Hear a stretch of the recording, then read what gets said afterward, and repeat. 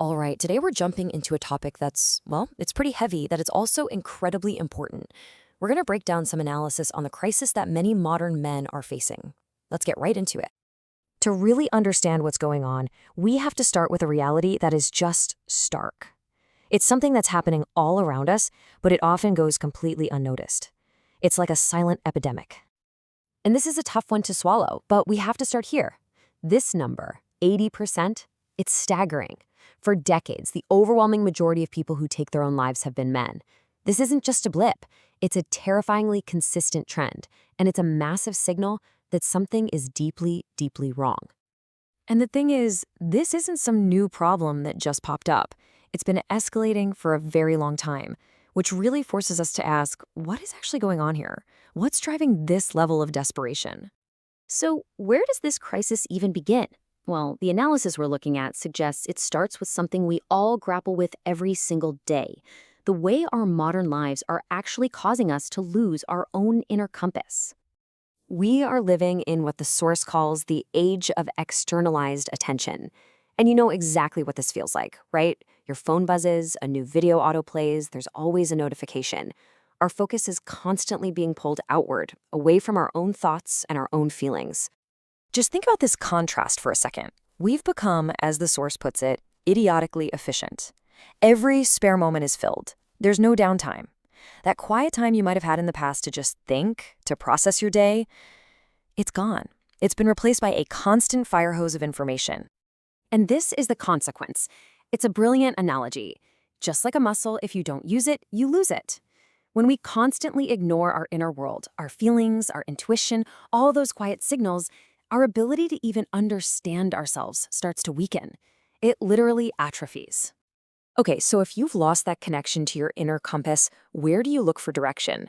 Well, you look to the outside world. And what men find there is a completely confusing, impossible to navigate maze of expectations. I mean, just look at these messages. Men are bombarded with signals that are totally contradictory. Be a strong provider, but also you're privileged. Be a family man, but also be a player. Be fit, but also know that your very masculinity is considered toxic. It's a script with a dozen different roles that just don't work together. And to make it all worse, there's this unspoken rule in society. If you're a man, and especially if you're a successful man, you don't really have the right to complain. Expressing your own suffering is often just dismissed, or worse, it's seen as a sign of weakness or arrogance.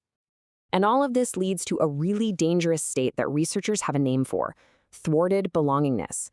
It's a key factor in male suicide. It's a fancy term for a simple, painful feeling. You keep trying to connect, to belong, to be understood, and you just keep getting shut down. It leads to profound isolation. So, if men feel totally isolated, and they're not really allowed to express their pain, what happens to all of those emotions? Where do they go? Well, when most feelings are off limits, one emotion tends to become the default outlet, and that creates a huge paradox. Anger is described as an umbrella emotion for men. Think of it like a catch-all. All the other feelings they're conditioned to suppress: sadness, fear, shame, confusion. They all get stuffed under this one socially acceptable umbrella of anger. And this creates such a vicious cycle. You feel something other than anger, you're conditioned to hide it, so it comes out as anger, and then society turns around and condemns you for being angry. You're basically taught to use one tool, and then you're punished for using it. It's a trap. And you can see this double standard in some really unexpected places. Check this out. It's a tale of two Google searches. The system itself seems programmed to view male anger as an inherent threat, no matter what the context is, while other expressions of anger don't get the same treatment. So, when mainstream society seems to reject men's struggles and it demonizes their primary emotional outlet, where do they go? Where do they turn? And this is where the whole picture gets even more complicated.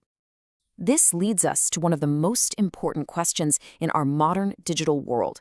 Why do these figures, who are often labeled as toxic, have such a massive and dedicated following of young men? The answer is tied to everything we've just talked about. At the end of the day, it really just comes down to this. These influencers are often the only people in a young man's life who are looking at them and saying, "We see you. We see your struggle, and yes, it's real." While the rest of the world might be telling them they're privileged and have nothing to complain about, these voices are offering validation. And here's the crucial part. The analysis argues that trying to shame or demonize these groups is the worst thing we can do. It doesn't work. In fact, it does the opposite. It strengthens their communities by reinforcing this us versus them mentality.